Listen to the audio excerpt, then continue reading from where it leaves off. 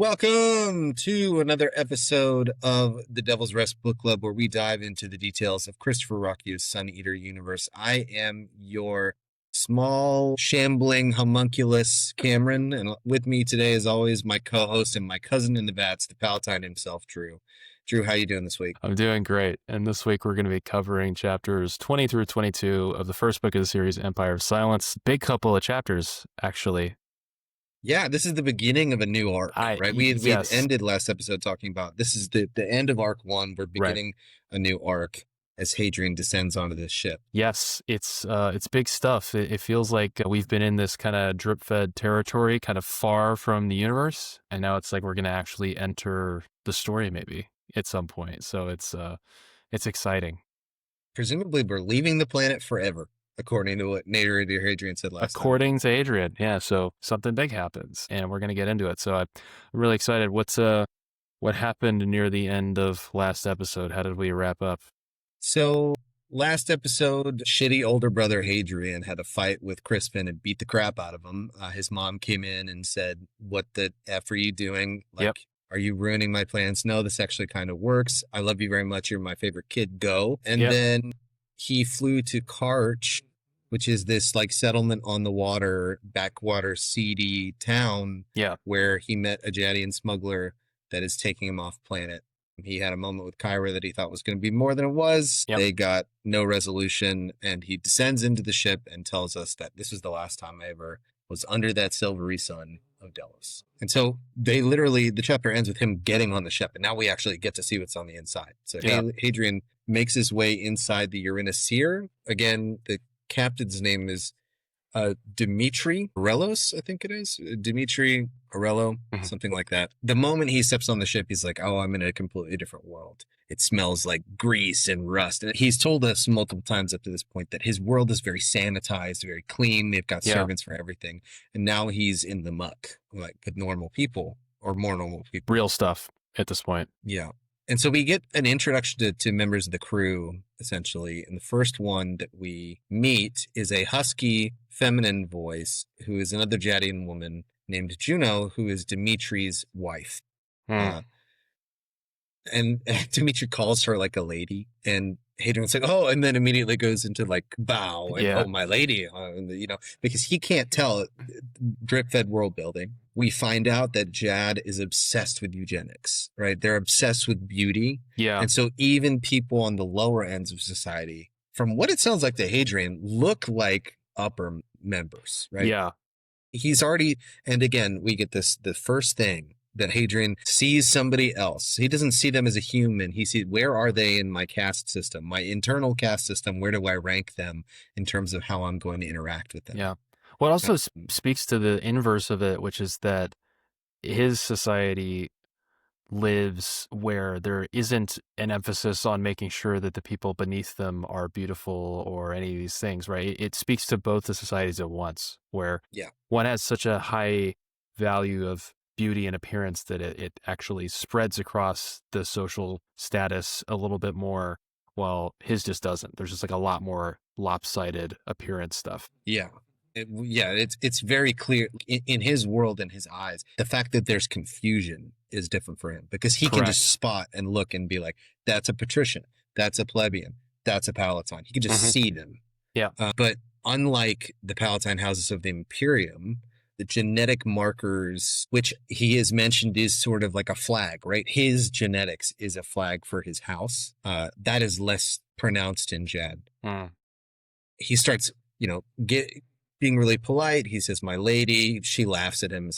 "We're not royals, dude. Like, what are you doing? Like, we're on this dingy ship." The fact that Dimitri then brings up to her is that he is a palatine, and she then starts inspecting him. It's like, "Oh, I've never seen an imperial palatine before. Like, what are you doing bringing yourself so low to come with us?" And gets really interested in that. And then we move on to the next sort of scene. There's chimes ringing inside, and they hear over the intercom somebody named Bassam talking to them, asking if everybody's ready to ship off, everybody's on board. Dimitri, being the captain, says, "Yeah, hurry up, let's go." And then Hadrian follows Dimitri up to the bridge. So did you ever watch Firefly? I have not. No. Okay. For any listeners out there that haven't seen Firefly, it is the most underrated science fiction show maybe ever. It was done by Fox. Nathan Fillion plays the main character. And they play in sort of a space western, space opera type world where there's a totalitarian government. Joss Whedon, although, you know, he's persona non grata now, I think he produced the show, so it's pretty funny. It's very much ragtag group of misfits together, and this has a lot of the same feel of ragtag group of random people from throughout the galaxy on the same ship. It feels like a, you know, even though we're just meeting these people, this feels like a familiar scene. You know, this is like walking onto the Millennium Falcon and you're meeting Chewbacca and Han. Like it's kind of this kind of vibe where you're walking into the dingy ship, meeting the sort of like interesting, unique characters all about. There's a lot of movement. There's a sense of urgency. You know, Dimitri is like, all right, folks, we're going now. It's a cool scene. It feels familiar and kind of nice, honestly. It feels home. It's very much not in the high class world that Hadrian's accustomed to. It's more adventure. It's very space opera, right? Very, very space opera. It's kind of like space western. We've kind of like entered the story for the first time. Like is it Hadrian's? We're in science fiction now, right? Yeah. Hadrian's feeling it a little bit too. He's starting to get a little bit emotional. Is like, I'm on a real starship. Like I'm actually doing this. So it's cool to feel the excitement alongside Hadrian as he sort of feels that he's entering the storybook that he wants to be a part of. Yeah. It's cool. They head up to the bridge. On the way, he like looks into a room and sees, I guess in my mind, I think of it as like sort of an engine-y type room. Two pale women that are speaking in a different language, and then his language sensors are up, and it sounds like they're speaking something from the Tabros Steam Marquee.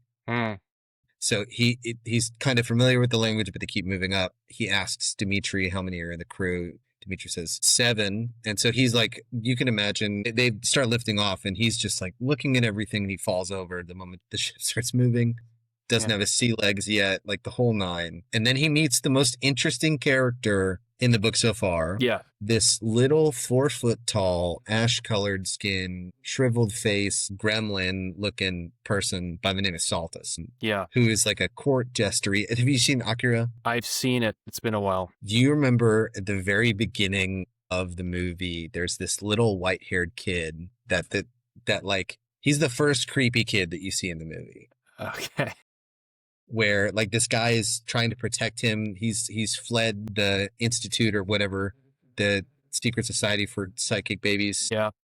You see him for the first time. He's got his hat falls off after the guy that is protecting him gets shot, and he like does some crazy mind power stuff. This is the vibe that I get from Saltus. He's just like this, looks to a Benjamin Button but with like distended arms. The orangutan comparison that's made is very visual. I'm glad that he does that, because it gives you know exactly what this character looks like because of that. These long arms, like I don't even know if it's just like picturing him like kind of walking on his hands almost a little bit as he moves throughout things, or like grabbing off of things and moving around the ship. So it's good visuals, but very out of the norm of what we've seen thus far. Not anything we've been exposed to yet. Initially, I had the thought of like, is he the mascot of the ship? Is he the fun, like little ha guy, you know?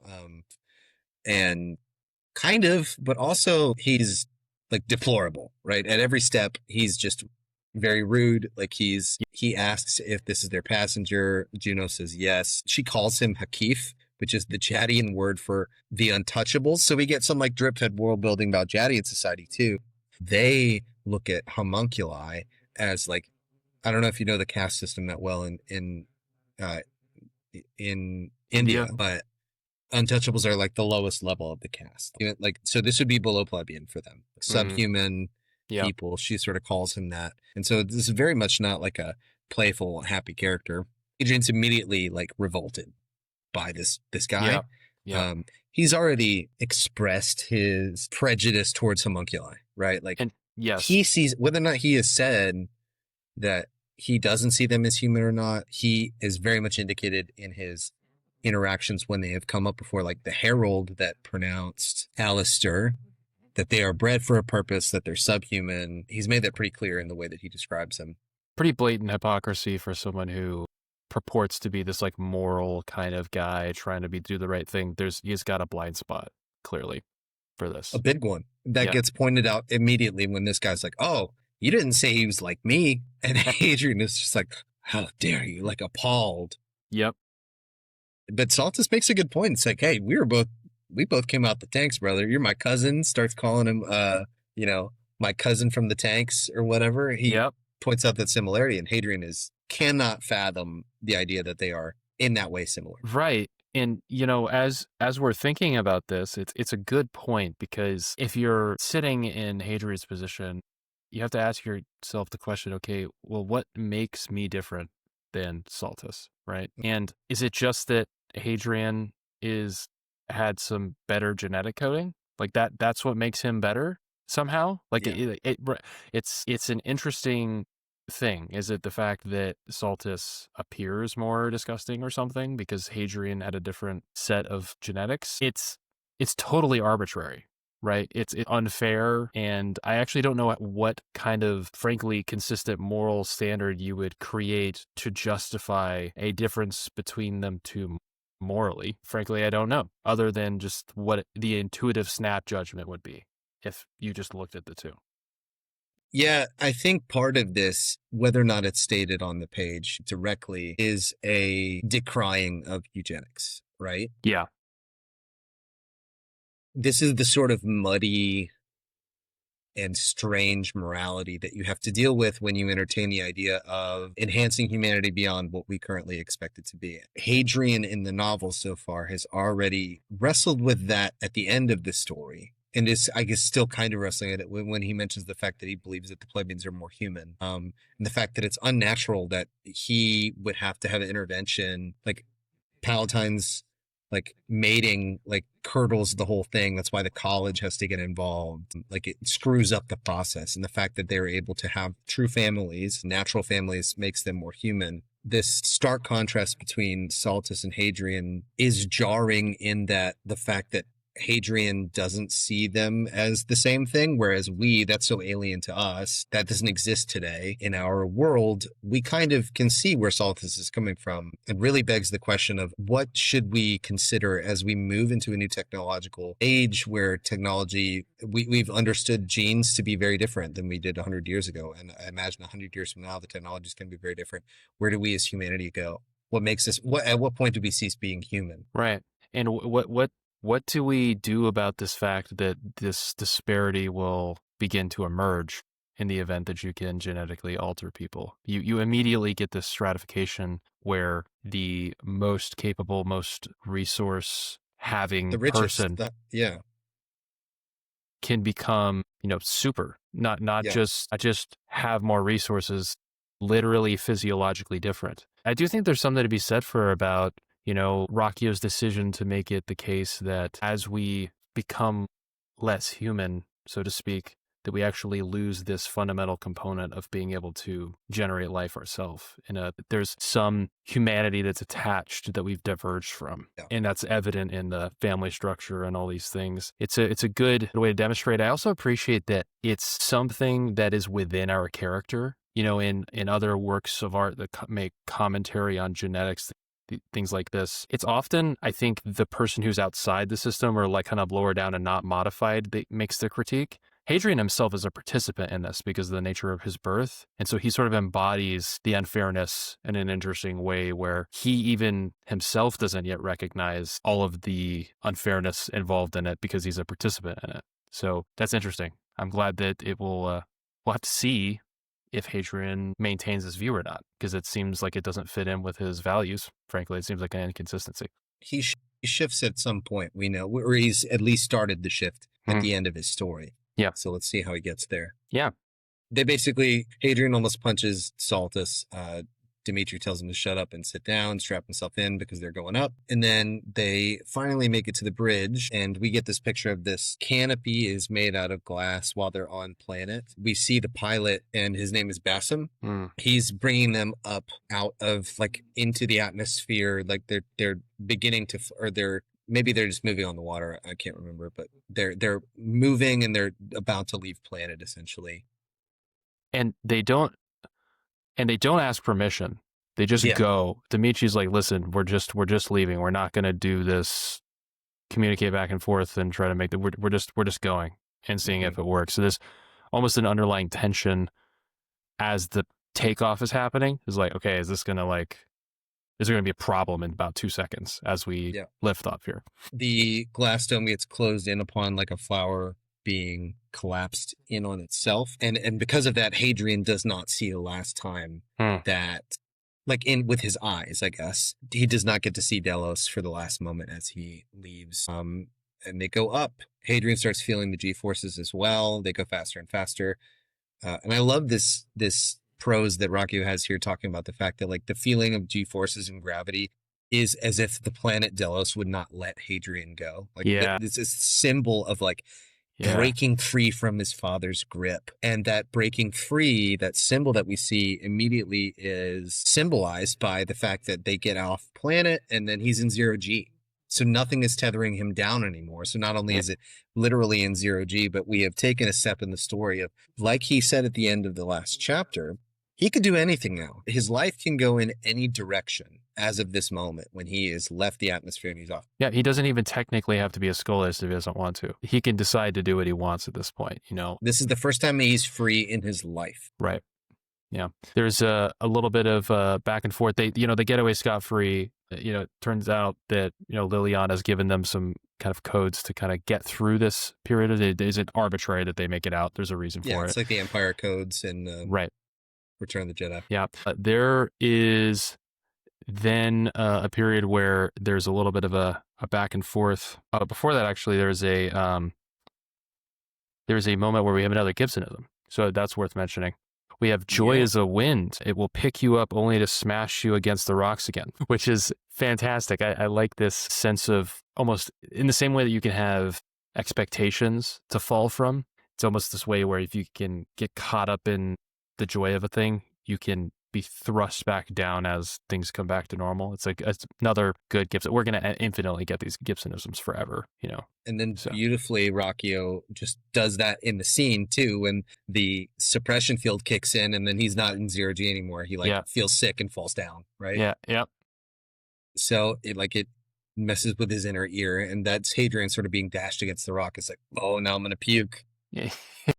Because he doesn't have his sea legs. Bassam, the pilot, then is like, what'd you say about winds? He's like, it's something that my Scholiast tutor told me. And he's like, what do you got to do with the hooter? Which is the greens. Jadian word for the greens. And we get another indication.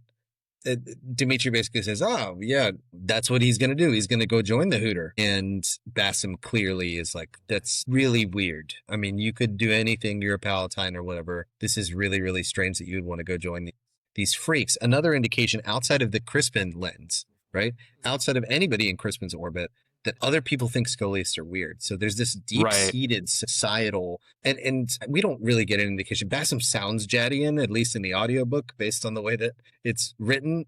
And the fact that he uses, I guess, the Jadian term for Scholiasts. But even in Jadian society, they don't have a fair view or a welcoming view towards Scholiasts. They're met with skepticism. It's a reasonable assumption that regular folk think it's not couth. It's weird, it's strange, it's inhuman.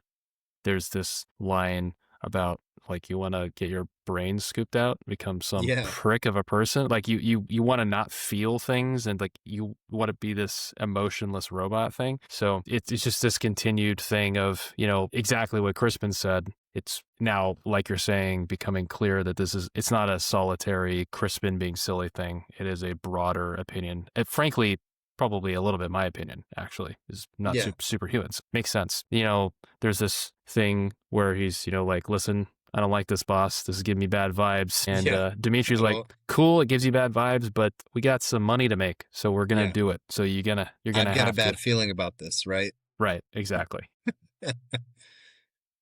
Yeah. And that's it. We're in space. We're off. Yeah, and that's at the end of chapter 20. Dimitri's only thinking about that $9,000, whenever they get to Teukros, all about 13 years from now. The cash money. And then we're out into the chapter 21, the outer dark. I love the language that's used to describe space in this series. The outer dark, this sort of endless void feeling is evoked from this. It's The just darkness this, between the stars.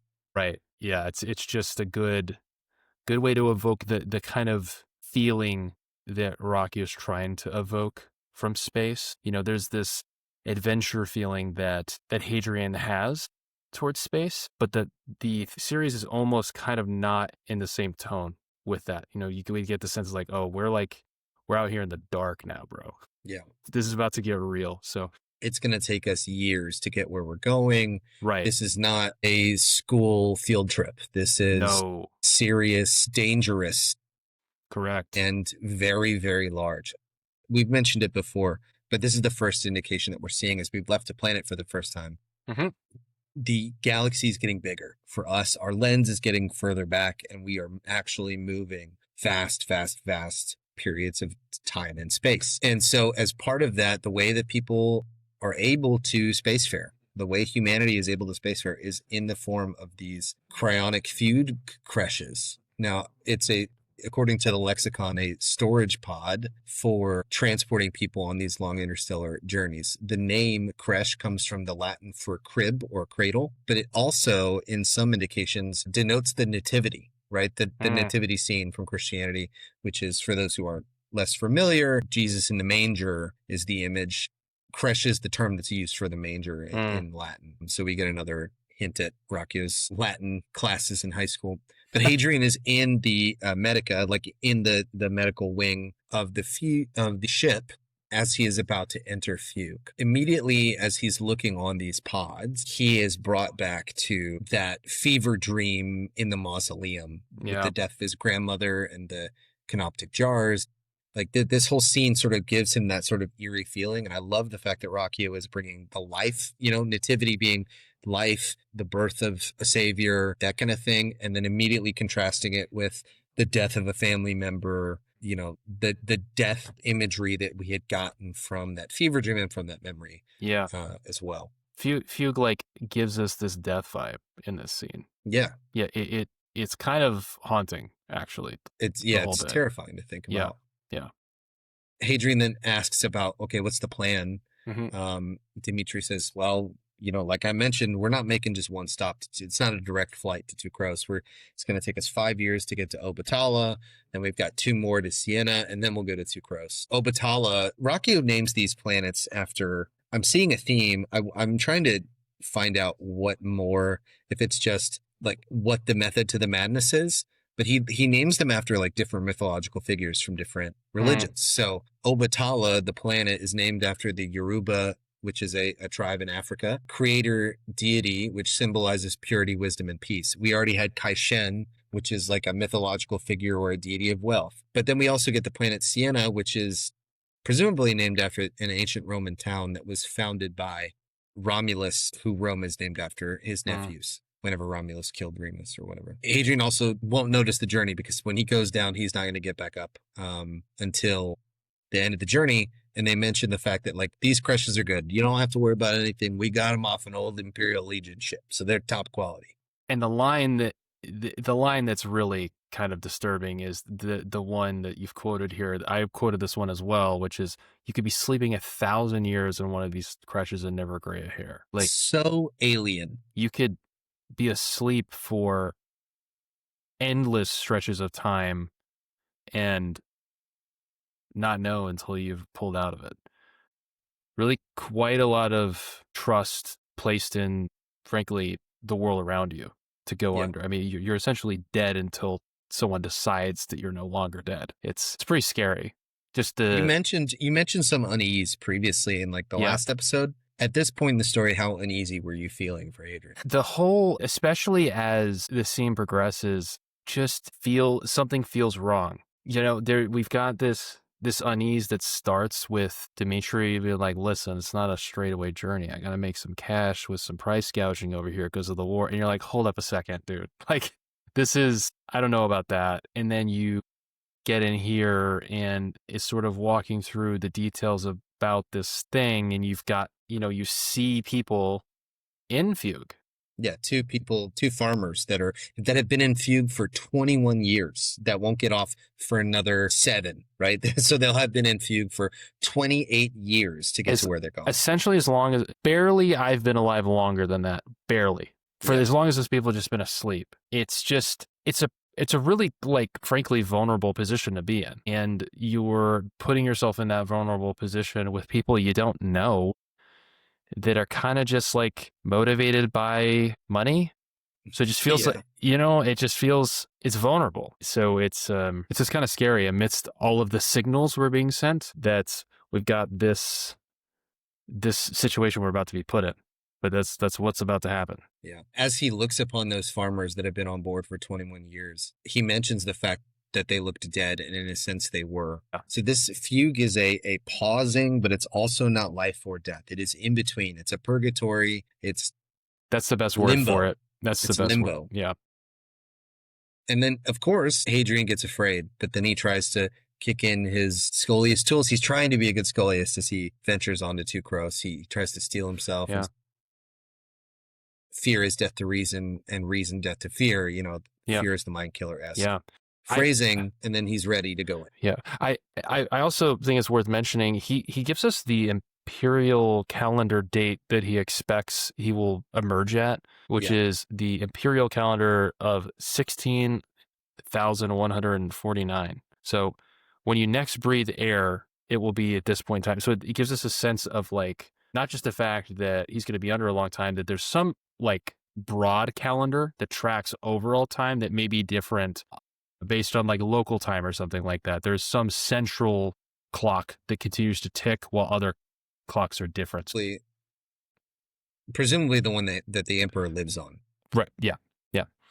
So it's a interesting way to track time in a way where there's some sort of consistency while people are going in and out of sleep and large stretches of time are going, and you've got some sort of North Star of a time clock that's a universal clock to follow. And with that too, time is relative, right? Which I can't even fathom how you would be able to calculate that or keep in track with that over these vast distances.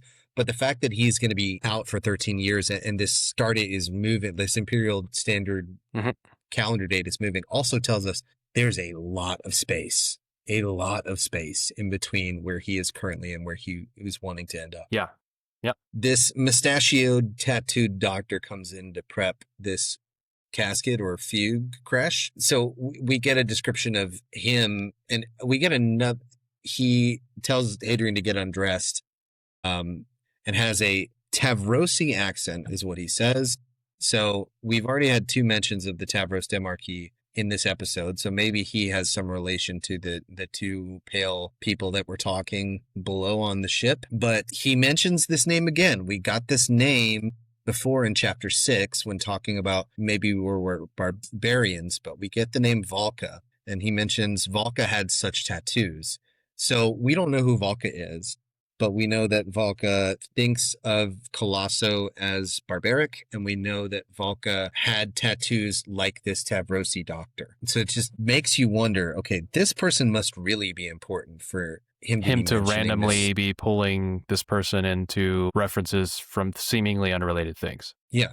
When we have not met this person in the story. Saltus mentions as Hadrian's getting prepped or whatever, he's like, oh, you're going back in the bottle, huh? You're going back to where we came from. And he's got a shit-eating grin on the whole time. Yeah. You just know it. Yeah. He's like, as he's getting undressed, he asks for privacy, and then Saltus makes a joke about his dick. It's like, everybody's getting, the moment you get under there, it's clear, we're going to see it all shriveled up. And just making Hadrian so mad. But eventually he gets undressed, takes off his coat in the locker, and as he's doing so, this universal card that was in his sleeve or in some pocket falls out. With all the laundered money on it for people to remember. The card that has the way more than Dimitri is getting paid for this trip. Yeah. And he tries to hide it from Dimitri, but Dimitri is eyeing him the whole time. And then Hadrian gives up and says, I can find another way to make money. He offers it to him the moment that they get to Teukros. Dimitri asks how much is on it, and Hadrian says there's plenty on there. So presumably Dimitri now knows, okay, this is now even more of a payday. There's more of an incentive for me. But at the same time, every alarm bell in my head is going off. now, especially because now we've got a situation where he's about to go to sleep, and the person that he's interacting with is just like a bit shady. There's now a piece of thing that is going to go into a locker that's worth more than they're actually getting paid to transport Hadrian, that he's not going to be able to prevent them from jacking with while he's on ice. Super not good. Not good. Regardless of what happens, that is bad vibes. So yes, every alarm bell is off at this point, in my view. Holding his genitals in hand, Hadrian starts moving towards the creche, and the doctor sees the ring, and it's like, you got to take that off. Like, it's going to burn your finger. Like, it's going to be a big thing. And Hadrian absolutely refuses. This is his one tie to who he is and his identity that he is unwilling to let go, regardless of the consequences. Yeah. And the doctor says imperial barbarian foolishness. So we get another notion that the Tavros, if this guy is Tavrosi, also thinks of the Imperials as barbarians. So that's another indication of how at least that culture teams the Empire. Dmitri tries to convince him, like, look, dude, we're not here to rob you. And even though your alarm bells are going off, he had mentioned before that like the whole crew is going under at some point. Yeah. Right. They're not going to sit on this ship they don't have enough provisions. He says, I'm not a good enough farmer to farm for the next 13 years. I don't have those stores. So we're all going on the ice. We're not trying to rob you. But Hadrian still refuses to take it off. They say, okay. And then they begin this procedure to put Hadrian into fugue. So they take a sterilized needle and they pierce his arm, and he begins getting colder and colder and colder. And we get this image of that as he is sealed, this fluid is in this vat or in this creche is increasing. It enters into his mouth and begins like drowning him. So when you said it's haunting, it's like, terrifying. this is the worst thing that could happen, right? Yeah. They say, I don't know how true it is because how would you really know, that when you're really, really close to death by drowning, that eventually it just gets peaceful. But Hadrian is literally drowning and there's no peace. Like, he is getting sealed. It is cold. And then he sees like the funerary masks of his ancestors and he drowns. Basically happens. It's like he dies. Yeah. He basically dies. Adventure over. Bam. It's really scary. It feels so claustrophobic and terrifying reading it. Yeah. It's just like, it's hard to imagine doing this to yourself, actually. But, the cost of taking the plane, I guess, it's just part of it. It's terrible. Can't get away from physics. Yes. And there's an ominous, bit here at the end of the chapter, which is, the outer dark took me, and I plunged into blackness and cold, and when I awoke, my world had ended. This guy continues with ending chapters on great notes. Continues with ending chapters and also just telling us that something is wrong has happened before it's happened, as if we didn't need any more compelling to read on. And we've got chapter 22 titled Marlowe Alone, which is fantastic. Something is going on. So he dies, the outer dark takes him, he plunges into black and cold, and when he wakes up, his world is over. And then we get Marlowe Alone. So something bad has happened here. So when you first read this, are you caught off guard by like, oh crap, something is not good? I was horrified by the creche. Right? Yeah.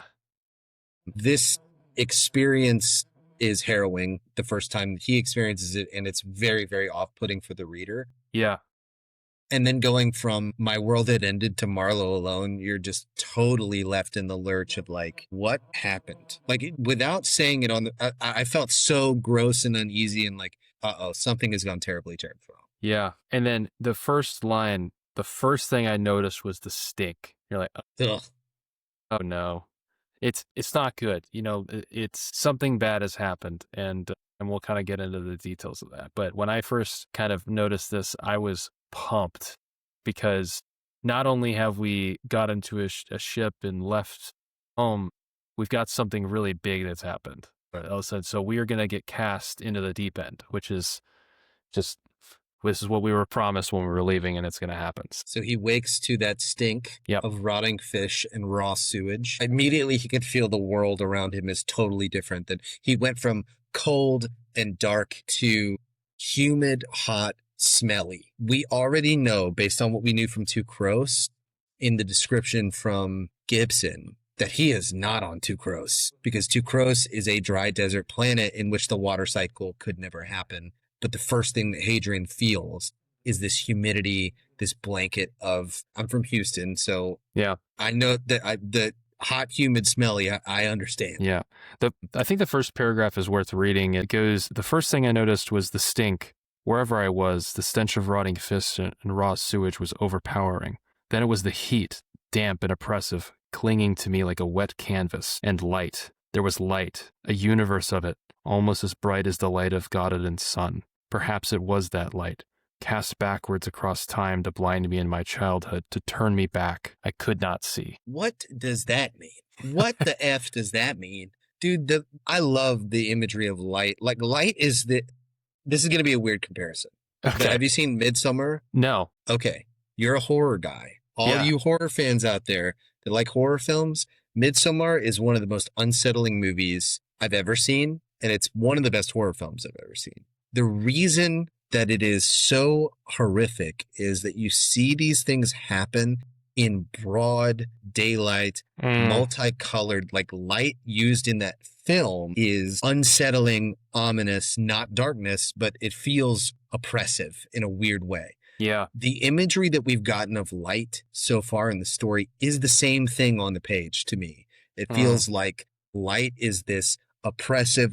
We know that a star explodes or gets eaten or whatever, almost as bright as the light of Gododin's sun. It is this ominous looming thing in the story that has been hammered home at every time light has been brought. It's felt to me, as we've been reading, that the light, it's almost as if, destiny is like burning itself so far into him that it's reached back into the past. Like he's experiencing this sense of this terrible purpose that he's been given. It did so much to him in the future that it's burned back through time somehow to haunt him before it's happened. It's this sense in which each time a big thing happens, it's like he's like seen a sun flare, because it's an indication to us as the readers, like, oh, this is like the path starting. And that's why we're starting to see it. That's the feeling that I get. And I think it evokes the same kind of fear response that you're talking about. It doesn't feel like a positive calling. It feels like something we're stuck in, almost, is the feeling that it evokes for me. We should, as we've already mentioned, anytime light is mentioned, underline your book or make note of it, because something has changed, or there's some moment in the arc of the story. If he is being brought back to the moment of whenever Gododin happened, then it's a watershed moment. The last time that we had this was when he had his dark baptism, right? He mentions Gododin, like that's the first time we get the mention of Gododin's son as being the sun that he explodes. But every time Gododin comes up or light comes up, we need to make a note in our brains that, okay, something has happened here. This is an important enough moment that it made Hadrian think about the fact that the story ends with him blowing up a star or ending the star in some way. So this is a step that he is marking of the path that gets us there, like you said, that destiny. And it also hammers home the fact that, like, this is a story where the ending is bad. It reminds us that it does not end happy by any stretch of the imagination. Even at the very beginning of this, when he has this moment of, I'm free, I could do anything, I die, I drown, and then I wake up to blinding light that reminds me of when I blew up a star. Yeah, it's in the best case scenario mixed. The best possible situation. Yeah. Yeah. So he hears somebody mention that, oh, he's alive. Hey, come bring him water. Right. This is very similar to me of Han Solo being unfrozen from carbonite. We've got blindness. He can't see anything, but he hears sounds. He hears feet slapping on stone. He immediately doubles over and vomits the crushed liquid like onto the floor. Ugh. Presumably that wasn't the first time he did it, but like this is the first time he did it while awake, like as he's come out. The feeling that I get, have you ever seen somebody come out of like an induced coma? Not out of an induced coma. I've seen people come out of accidental unconsciousness, like they were choked unconscious or something like that. There's like a confusion, scared, like it's really scary. Yeah. Well, in comparison to that, in like a jiu-jitsu thing where they hold your feet up or like MMA fight, somebody gets knocked out or the lights turn back on. the process of bringing somebody back from a induced or out of a comatose state is gradual. Like first thing that you see their body start to wake up and the lights aren't on yet. Wow. They're starting to be brought back and then they're immediately terrified. They feel like something is horribly wrong with me because I feel everything that's inside of me, all the things, the probes that are inside of me, they want to pull it out. They want to escape. And then they fall back asleep and then they wake up again. And it's this gradual process of being brought out. So we get this feeling that this process has been gradual for Hadrian to come out of this state as he is vomiting.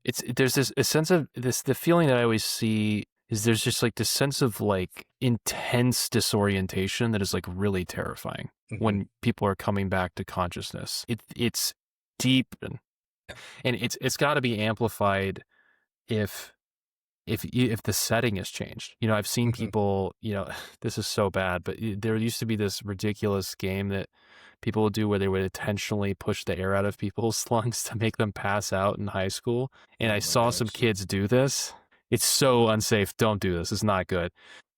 If you pass out and you wake up in the exact same spot 2 seconds later, people are still freaking out because it's so, there's such discontinuity that it scares people.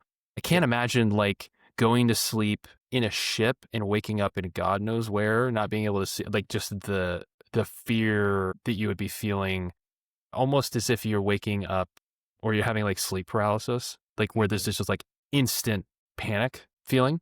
So very scary. Very scary. And he's throwing up and just all of this horrible stuff. He then realizes for the first time that he's in a bed. He like faintly asks where he is, like, where am I? You know, like he's very off put. Whoever's there mentions that he was found in an alley near the starport. And the indication that we get from that speaker is this happens often. Like people just get dumped in these alleyways because some pirate got a better offer or some smuggler got a better offer for space on the ship, right? Yeah. So that's the first thing we get. It's like, well, this sucks. I mean, like he must have been screwed over by Dimitri because he was found in an alleyway on a planet that is not the planet that he was supposed to go to, presumably. But this is the way of the world. It happens a lot. But then the speaker says, you know, there's a bright side. You weren't sold for your parts. The fact that you still have a body and are awake is great. Abandon is better. We could fix abandon. Wow, how dark. You know, if there's something really strange about it too, is that when I first read this, I felt like something is clearly wrong, but something somewhere isn't adding up. Like something is really strange because the weird vibes that we got from Dimitri, it would be shocking to me if he was just dumped somewhere on this random, like deeply left with a sense of what have we lost here? And I think this sort of speaks to the fact that with a first person narration here, we get the same sort of feeling of disjointed confusion that Hadrian has because we're seeing his perspective. From a third person, we might see a ship go down somewhere or something like that. But here we just jump cut the same way he is experiencing it. And so we've got lost time and we don't know what that means, where he is. And we had gotten an indication at the end of last chapter too, right? That they weren't going to rob him and just throw him someplace. That's what they said, at least. Yeah. And it kind of seemed reasonable. Yeah. Yeah. Especially with more money on the line with Universal Card or whatever. But right. He then asks if he is on Teukros, and the speaker says, no, like you're on Emesh in the Vale of Marinus. And Emesh, another planetary body, right, gets named after a god from another mythology. Emesh is the Sumerian god of vegetation and abundance. So even in the name here, vegetation requires light, water, and so the humidity, vegetation also presumes rot to some extent, right? Because plants feed on dead material from carbon-based life forms. So vegetation, abundance, it's just another indication to me of like, this is a tropical green place. Not Teukros. Not Teukros, definitely not. Not even similar. Hadrian cannot believe it. He cannot believe it. It's a complete disaster, right? I mean, I don't even in this moment don't even feel like Hadrian has a sense of like what the deal with Emesh is. Like where even is Emesh? We've been put in this place where We have no sense of anything, anyone, infinite questions sprouting of what on earth is supposed to happen now. I had this freedom, and now we're almost imprisoned by the lack of structure we previously had, because we've been thrown into pure chaos rather than too much structure. And he gives it to us in this phrase, like he tries to compare it to something that we can possibly wrap our heads around, saying, I felt an incredible sense of discontinuity, the way I imagine an infant might feel if it possessed the faculty and language for complex thought.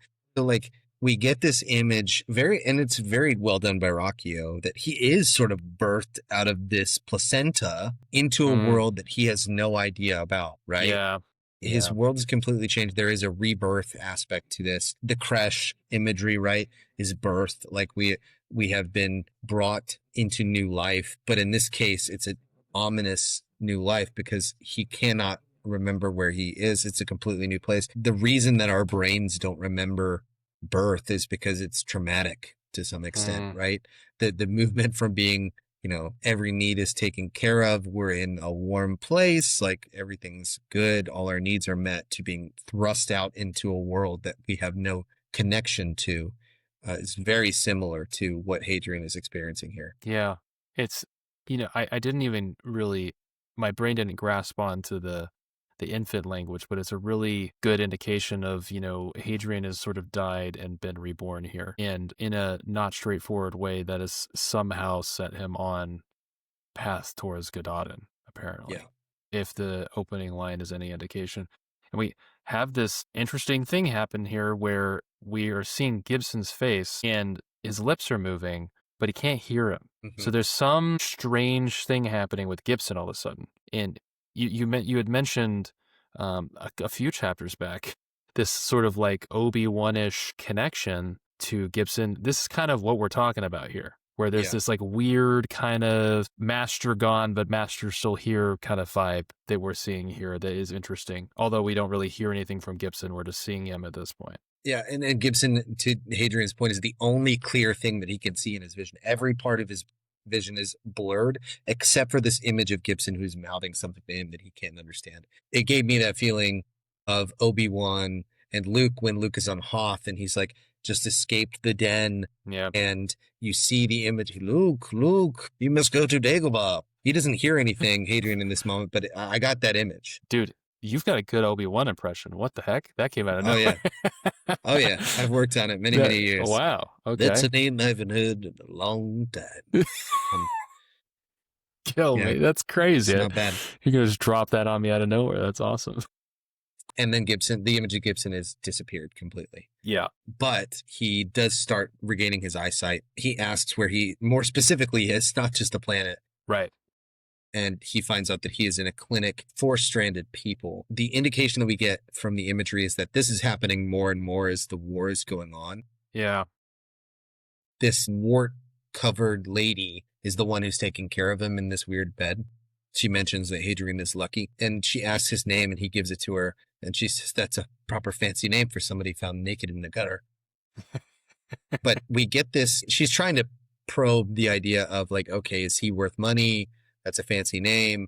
We get this indication that she does this not out of the goodness of her heart, but with the goal of fleecing these people that have just been brought back to life with gratitude, making them guilt. I mean, she's doing a good thing, but also trying to reap financial benefits from doing so. It's kind of a complicated moral quandary, right? She's helping people, but it costs something to help people, right?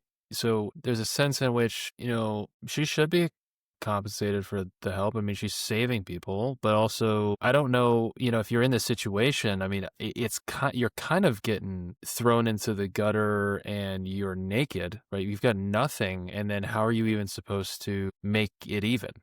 It's not like you brought your wallet with you when you go into fugue. So it's kind of a complicated ethical quandary. I get good vibes from this person for some reason that's helping. Yeah. It seems like a cool thing, but also, what is that about? Like how do you return the favor? How can you expect it to? Yeah. He probes her for more like she's still trying to figure out how high on the social structure he is. He's saying that he's not a lord. He asks her about the ship that he was on. She doesn't respond. She says that, I see this every Tuesday. Essentially, you were dumped. I have no idea about anything that happened beforehand. And Hadrian refuses to believe that this could be the case because so much money is on the line for Dmitri and because of the potential of his grandmother having repercussions because she is high up in the empire, being a viceroy. He's got a bandage where his ring is supposed to be. Right, so it does look like he was in fact burned. Yeah. But I guess that means his ring isn't on because he's got a bandage over there. Yeah. So that's a big scary thing. And Hadrian is asking, all right, how long was I out? Like, how long was I frozen? Because remember, folks, he could have been asleep a long time. So exactly when was he dumped, right? We don't even know what time it is. We don't know how much time he's lost. She gives us this idea that, it's year 447 here in the Dominion of House Mataro. Great. If we're recollecting, he was supposed to arrive sometime in 16,000 something, but we're local time here on year 447. This person he's interacting with doesn't know the imperial date, because why would she know the imperial date? If she's just a local on this planet who will probably never leave, why would she know what the star date is? She just knows what year it is here. So we're running into a problem here, which is that how are we going to orient ourselves at this point? Because if we're interacting and we're in this area, we've got nothing on us, how precisely are we going to even figure what time we are? It's a huge problem. It's a massive problem. Really scary. Really not good stuff. How did you feel as he's waking up here with this sense of disorientation? Like, what was going on when you read this for the first time? I was so excited. I was so excited. I'll tell you why I was excited. Time jumps are my favorite plot device ever. I was like, yeah, make him asleep for 40,000 years. Do it. I love it. You ruined it. You ruined it. Sorry, that's a reference to Planet of the Apes at the end when he sees the Statue of Liberty, right? Oh, I see. I love time jumps. I think it's so cool, in other series where it happens, Dune in particular, other places where it happens. I love the falling in love with the world and then being disoriented from it and having to get to relearn it again. And with time past, a new setting, new developments. So I was really pumped because it's just like my favorite thing ever. So I was really hoping that a lot of time passed.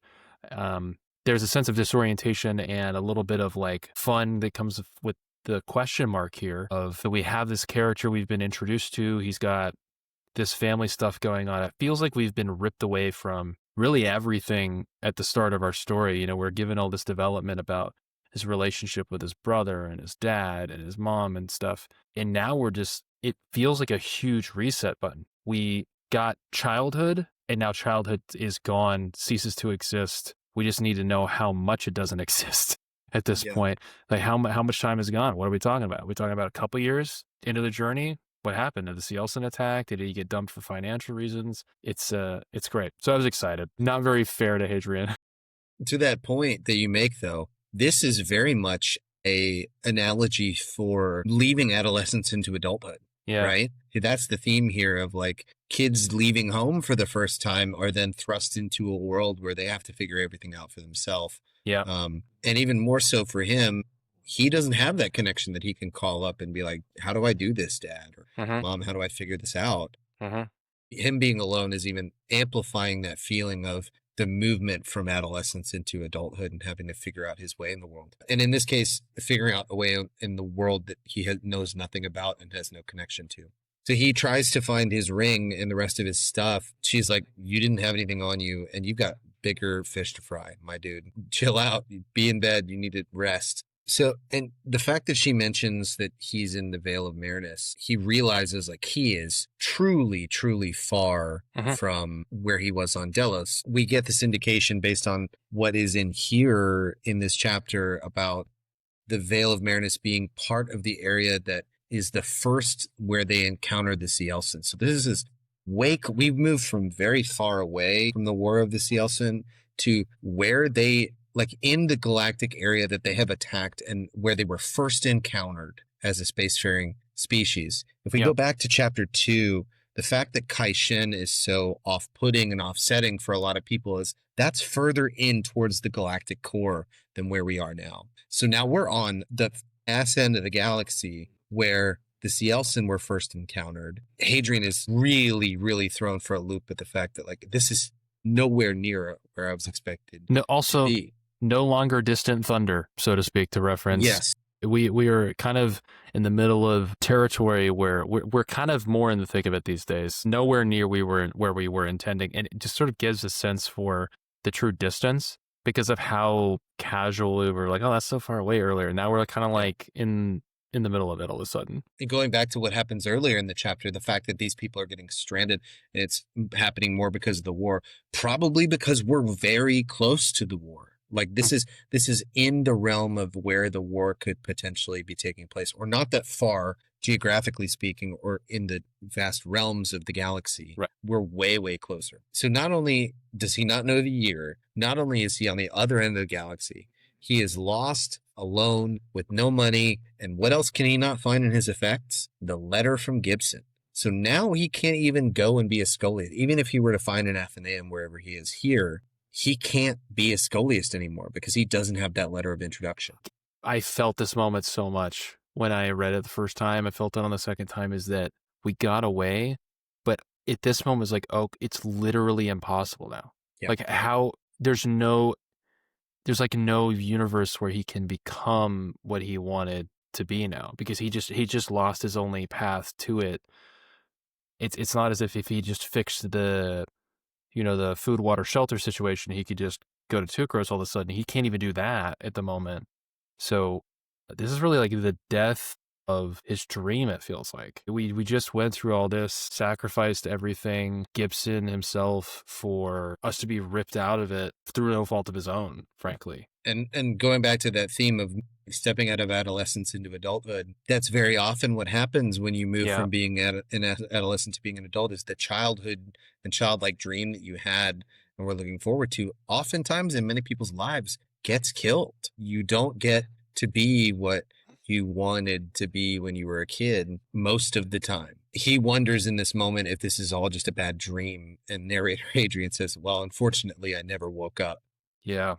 So it wasn't. But then he has this cold, you can imagine, cold blood, goosebump moment of, I need to get out of here as quickly as possible before anybody can take a blood sample. Because the moment that they find out who I am, that means that Alistair can come back. I don't have the protection of the Scholiasts anymore, who could kind of obfuscate me and abscond me into their Athenaeum. He is vulnerable to being brought back in by his father. So the moment that he finds that out, he feels this wave of anxiety. And Gibson's words of the 8 forms of obedience come back in that moment, but he just shrugs them away because he's in fight or flight now. He is in, I need to get out of here before anybody figures out who I am. It's a huge problem, practically speaking, because if readers would recall, part of the practical problem of him getting off world originally was that they take blood when you board ships and such things. So there's this problem of how is he even going to legitimately interact with anything if any of his genetic code is discovered, then all of a sudden he may be in a real bad situation where we don't know how much time has passed, but if he's still on the radar here, he's going to get flagged, and the consequences are going to come raining on him, maybe people that were involved. It could be a big problem. So it isn't just a problem presently, like, oh, these people might take my blood, but it's going to be a continuous issue of how do I legitimately recover from this situation without people knowing who I am. Evening then falls, and he is in and out of fitful waves of sleep. Whenever the old woman speaks too loudly and he hears her, he wakes up. Whenever her assistant moves in the hallway, he wakes up. He realizes that like this clinic that he's in has got none of the proper medical equipment that it should. So he's in the gutter more than he's ever been, even when he was beat up in that alley, because now he's being nursed back to, at least in that case, he was nursed back to help with all the doctors and everything that he could have, that his Palatine upbringing would have given him. This place, we get this vision of, because the technology is hidden from the plebeians, they don't have access to a lot of the good things. This is rudimentary medicine at best. And he mentions the fact that it's almost as if he had been transported like isekai-wise into a fantasy world where this technology doesn't even exist. And for all intents and purposes for the plebeians, it doesn't. Yeah. It's as if we went from fantasy world, took a brief trip into sci-fi, and we have been thrust back into poverty in the middle of like Westeros or something like that. Yeah. We've just been plopped back in the middle of a really bad situation where we don't have wonderful needle-like technology to fix our hand or something like that. It feels like a clinic that would exist in Westeros. That's a very good comparison. Literally. I mean, it feels like you literally could be on the street there. Yeah. The assistant then asks if he is a lord, mentioning the fact that the old crone thinks that he is. She mentions that you could be a prince, you're so tall. He's hearing this conversation. They're not directly asking him. The crone mentions the fact that no, he's not a prince because all princes have fiery hair. But we'll find out who he is when the money comes in, right? We'll find out where his standing is, and we get this indication that, okay, that's why they're in this. They charge for bringing you back to life, but it sounds like it's pay as much as you possibly can. So is that the first reference we get to like the red hair? Yes. Yeah. So we get this indication that all princes have fiery hair. So maybe that's a marker of the imperial house is what we're getting here. Yeah. He realizes in that fit of cold sweat that he can't stay because he can't pay them. And he does not, after all that he's been through, the last thing that he possibly wants is to be found and sent back to Delos, because it will be worse for him than it possibly could have at this point. Mm-hmm. He fears for his mom. If he is found, he prays and hopes that his grandmother will protect her with the fact that she is vicereine. And then we get this image of him like using muscles that he hasn't used for an indeterminately long period of time, trying to... Have you seen Kill Bill? I have seen it. Yeah. Kill Bill, when she wakes up after getting shot or whatever, she like is having to she can't move her legs, or she's crawling out. That's the sort of thing. The feeling I get here is like his entire body is in that sort of unusable state. Yeah. He takes the sheet, he turns it into a toga, and the first thing he's like, all right, first thing, it's interesting. He breaks it down into small actionable steps, which is actually a very good way if you're in this sort of moment of like centering in on when you have this wave of anxiety of how you get through it. Take action, step one. And it's what you do in crises as well when you're trying to stabilize, as you just like return to super basic like problem solving stuff. Like, okay, step one, I need clothes. Step two, where are pants? Step two, where is water? Like, I mean, like, yeah. You just solve little things until you've compiled enough to stabilize, basically. Yeah. So he scuttles to a storeroom. He finds a shirt and pants that don't fit particularly well, but he finds no shoes, no socks, no underwear. But he remarks to the fact that like he's thankful that he had trained in bare feet for so many years, like we got in chapter 1, because his feet are covered in calluses. So the fact that he doesn't have shoes won't bother him too much. And he tries to leave Medica. He now realizes that the ring is gone. So at this point, up to this point, he has not realized it, but as he's leaving, he realizes that his ring is gone and he has no way of tying himself back to his old life and proving who he is, at least if he were to try and tell somebody. He hears a crash behind him and turns to see that the assistant has caught him leaving, like drops a flask or a glass of water or whatever, and she's about to like yell out, and then he just bolts out. I think this last paragraph is worth reading once again. With it, I ran for blocks, splashing through filmy puddles in the warped and sagging tarmac, past the neon windows of storefronts and under the overhangs of the upper stories of the short buildings that looked rust-colored in the light of the orange street lamps. Rain fell soft and warm on my downturned face, and though I knew it was wrong, I ran anyway, chest heaving, head pounding as my blood, long still, became reacquainted with the necessities of living. At long last, I stopped, slumped against a rubbish bin outside a bakery, a lone figure in stolen clothes, crouched against the night, nowhere to go, nowhere to hide, and I realized that it was not rain on my face, but tears. That could have gone better for Hadrian. Kind of feels like rock bottom, folks. Yeah. It feels like we sort of made a gamble to try to make something work out. And like joy being a wind here, it has come crashing back down. And we will have to see what Hadrian does with it moving forward. And we thank you all for joining us. And Drew, there's only one way that it can go for Hadrian. Always forward. And always down. And we'll see you next time. See you, folks. Devil's Rest Book Club is Cameron Elston and Drew Welty. Today's episode discussed chapters 20, 21, and 22 of Empire of Silence by Christopher Rocchio. Copyright 2018. Empire of Silence was originally published by DAW Books on July 3rd, 2018. Quality editing and original music by Cameron Elston. Find us on YouTube. Contact us at devilsrestbookclub@gmail.com. Devil's Rest Book Club is a production of Disquiet Pods. This episode, copyright 2025, Cameron Elston and Drew Welty. Thanks for joining us, and remember, rage is blindness.